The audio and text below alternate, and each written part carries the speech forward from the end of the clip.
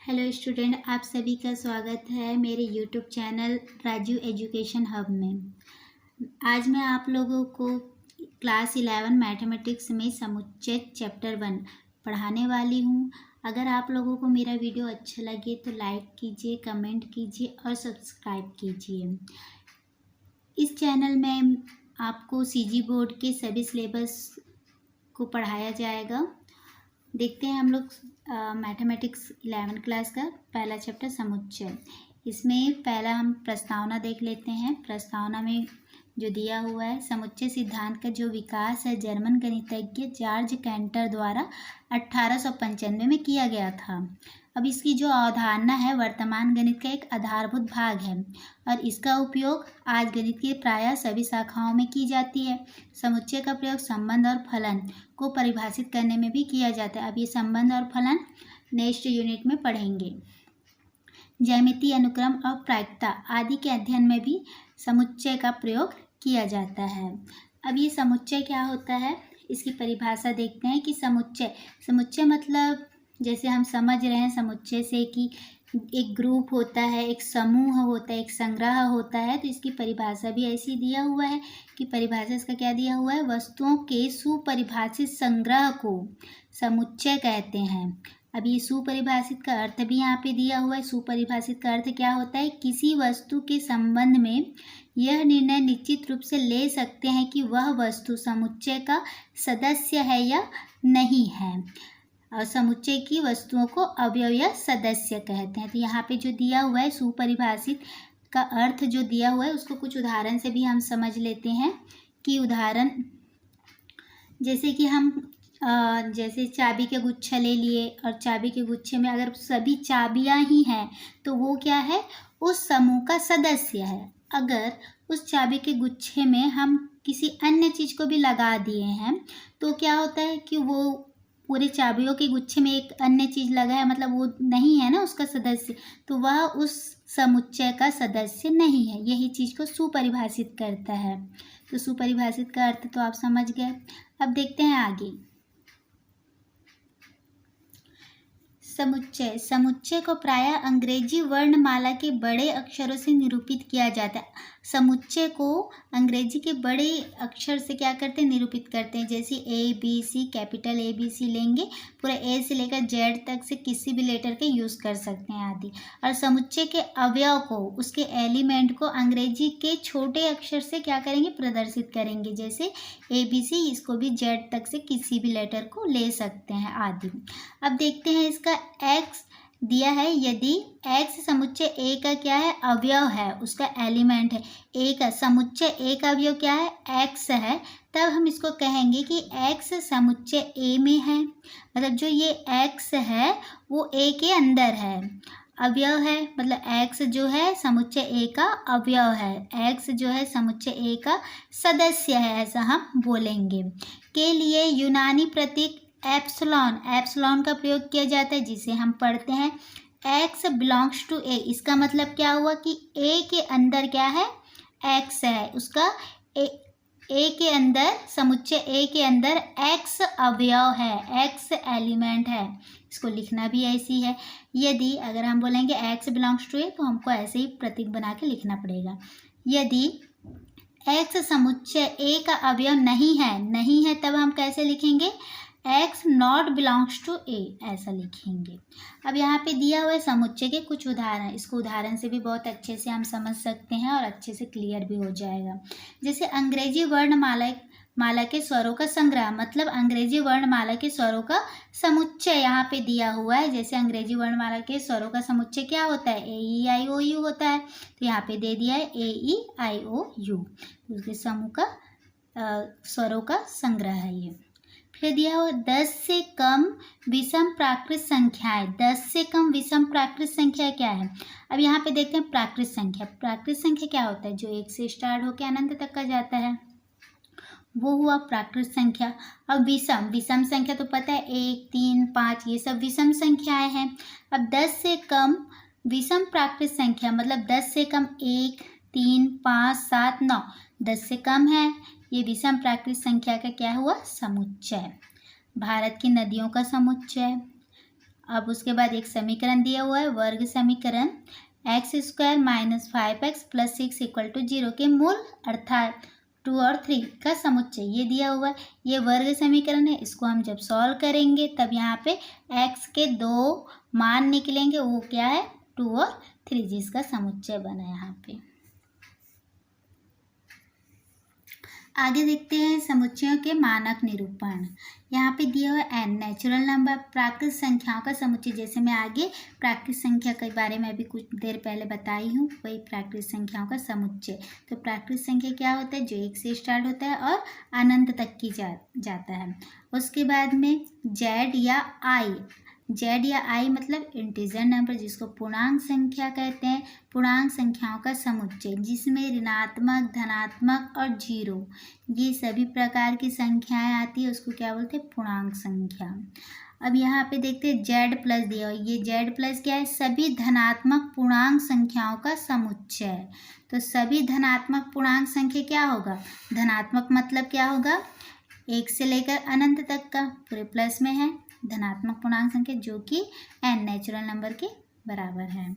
उसके बाद w whole number, w को होल नंबर बोलते हैं, जिसको w से प्रदर्शित किया जाता है। पूर्ण संख्याओं का समुच्चय, पूर्ण संख्या मतलब जिसमें 0 भी शामिल रहेगा, 1 2 3 अनंत तक का जाएगा।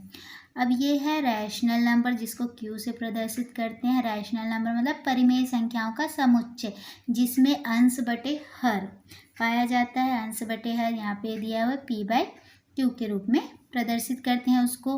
तो यहाँ पे such that p/q belongs to i, integer number पे बिलोंग कर रहा है, तथा pq = 1।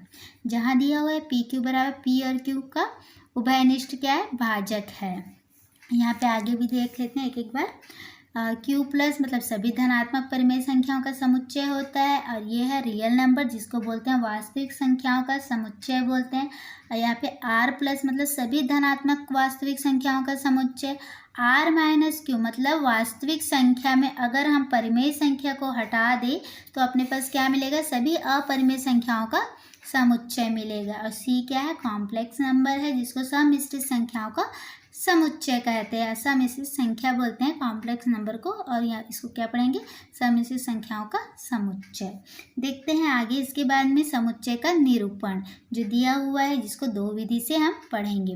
किसी समुच्चय को निरूपित करने के लिए 2 विधियां हैं। पहला दिया है रोस्टर या सारणीबद्ध रूप, और दूसरा दिया हुआ है समुच्चय निर्माण रूप।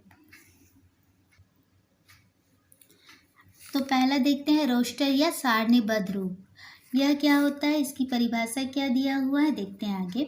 सारणीबद्ध रूप में समुच्चय के सभी, सारणीबद्ध रूप में ना, समुच्चय के सभी अवयवों को सूचीबद्ध किया जाता है, सूचीबद्ध करके लिखा जाता है। अवयवों को एक दूसरे से अर्धविराम द्वारा पृथक किया जाता है, मतलब अर्धविराम द्वारा उसको अलग अलग लिखा जाता है। और उन सभी को किसको, अवयव को, उन सभी अवयव को कोष्टक के अंदर, ये सर्पिलाकार कोष्टक के अंदर भीतर लिखते हैं। अब यहाँ पे उदाहरण भी दिया हुआ है, जैसे इसमें बताया गया है वैसा ही उदाहरण दिया हुआ है। यदि एक समुच्चय लेते हैं, जैसे कि ए क्या है, अंग्रेजी वर्णमाला के सभी स्वरों का क्या है, समुच्चय है, तब ए बराबर समुच्चय को बड़े अक्षर से निरूपित करते हैं। तो यहाँ पे ए ले लिए हैं हम लोग। अब उसके बाद उसके अवयव को छोटे अक्षरों से निरूपित करते हैं, तो यहाँ पे स्मॉल लेटर लिए हैं, ठीक है। तो यहाँ पे देखते हैं स्वरों को, वर्णमाला के स्वरों को का समुच्चय है ना। ए बराबर, यहाँ पे हमको सर्पिलाकार ब्रैकेट के अंदर लिखना है, तो सर्पिलाकार ब्रैकेट लगा दिए। उसके बाद में क्या दिया हुआ है, अर्धविराम लगा के लिखना है, किसको, अवयव को। तो जो भी अवयव मिला है उसमें अर्धविराम लगा के इसको सारणीबद्ध लिखेंगे।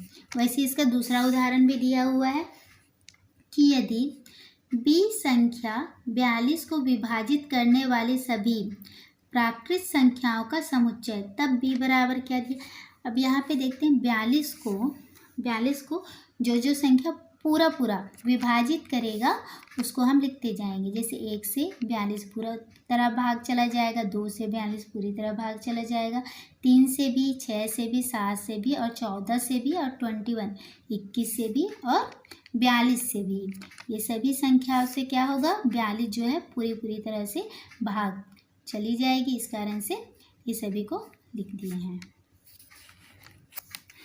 अब यहाँ पे इसका नोट भी दिया हुआ है, देखते हैं, ये भी बहुत इम्पॉर्टेंट है, इसको ध्यान में रखना है ना।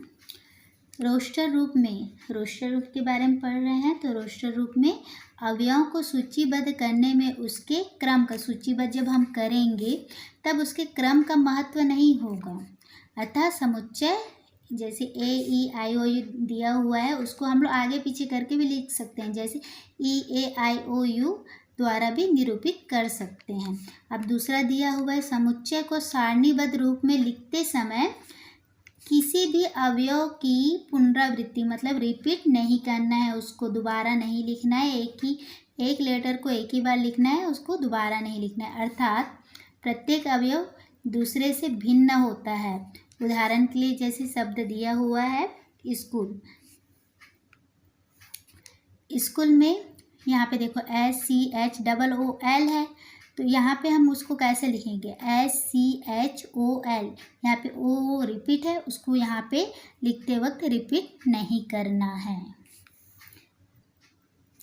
दूसरा देखते हैं इसका समुच्चय निर्माण रूप। समुच्चय निर्माण रूप में अब समुच्चय निर्माण रूप में किसी समुच्चय के सभी अवयव में एक सर्वनिष्ठ गुण धर्म होता है। अभी ये सर्वनिष्ठ गुण धर्म को आगे समझेंगे, ठीक है, होता है जो समुच्चय के बाहर के किसी भी अवयव में नहीं होता है, जो समुच्चय के बाहर के किसी भी अवयव में नहीं पाया जाता है। समुच्चय को इस रूप में प्रदर्शित करते हैं, जैसे ए बराबर सर्पिलाकार कोष्ठक में लिख दिए हैं कि एक्स सच डेट, इसको सच डेट को हिंदी में बोला जाता है कोलन पी एक्स, या फिर ए बराबर एक्स पी एक्स ऐसा लिखा जाता है और पढ़ते भी। अर्थात ए सभी अवयव एक्स का समुच्चय है, जहाँ एक्स गुणधर्म पी रखता है।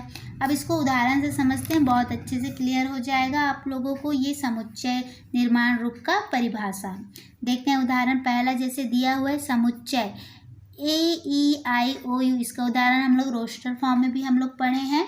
अब इसमें समुच्चय निर्माण रूप में भी इसका उदाहरण देके समझाती हूँ मैं कि सभी अवयव में एक सर्वनिष्ठ गुण धर्म है कि इनमें से प्रत्येक अवयव क्या है, अंग्रेजी वर्णमाला का एक स्वर है, यही उसका क्या है, सर्वनिष्ठ गुण धर्म है। इसका मतलब आप समझ गए होंगे उदाहरण से अब तो कि जो AEIOU है वो सभी अवयव क्या है, एक सर्वनिष्ठ गुणधर्म रख रहा है और प्रत्येक अवयव अंग्रेजी वर्णमाला का क्या है, एक स्वर है, और इस गुणधर्म वाले कोई अन्य अक्षर नहीं है। मतलब और भी जो अंग्रेजी में पूरा 26 लेटर है उसमें से और भी कोई अक्षर है क्या, कोई लेटर है क्या जो स्वर हो, नहीं है, बस ये कितने 5 ही स्वर है उसके। तो यही सब सर्वनिष्ठ गुणधर्म रखता है। इस समुच्चय को V से, किसको V से, समुच्चय निर्माण रूप को V से निरूपित करते हैं। उसके बाद V बराबर जैसे दिया हुआ है एक्स सच डेट, एक्स अंग्रेजी वर्णमाला का एक स्वर है, इसको ऐसे ही लिखेंगे एक्स सच डेट, एक्स अंग्रेजी वर्णमाला का एक स्वर है। जहाँ जो ये सिंबल है जिसको कोलन पढ़ा जाता है, कोलन चिन्ह है।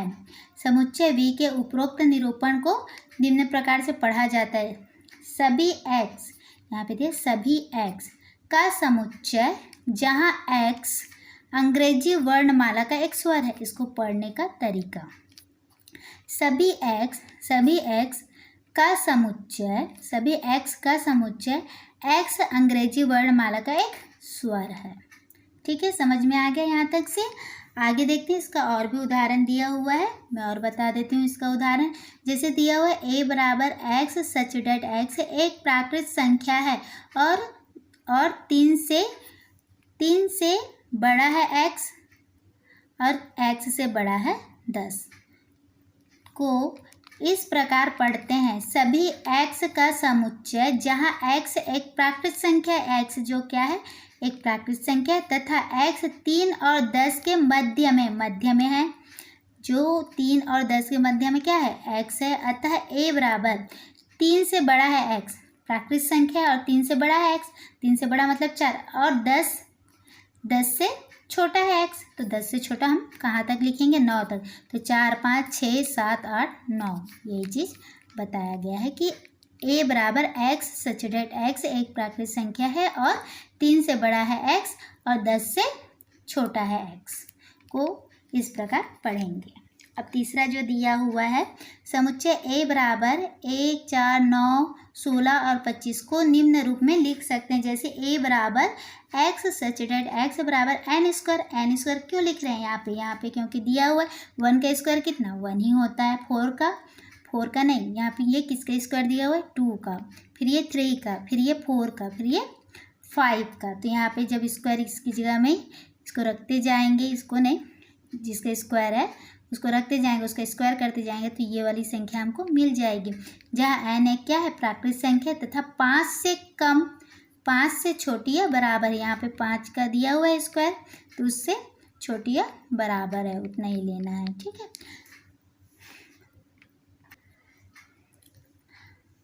तो आप लोगों को मेरा वीडियो अच्छा लगे तो फिर लाइक कीजिए, कमेंट कीजिए और सब्सक्राइब कीजिए और ज़्यादा से ज़्यादा शेयर कीजिए। मैं नेक्स्ट वीडियो और बनाऊंगी इसमें, तो फिर CG बोर्ड के लिए रहेगा।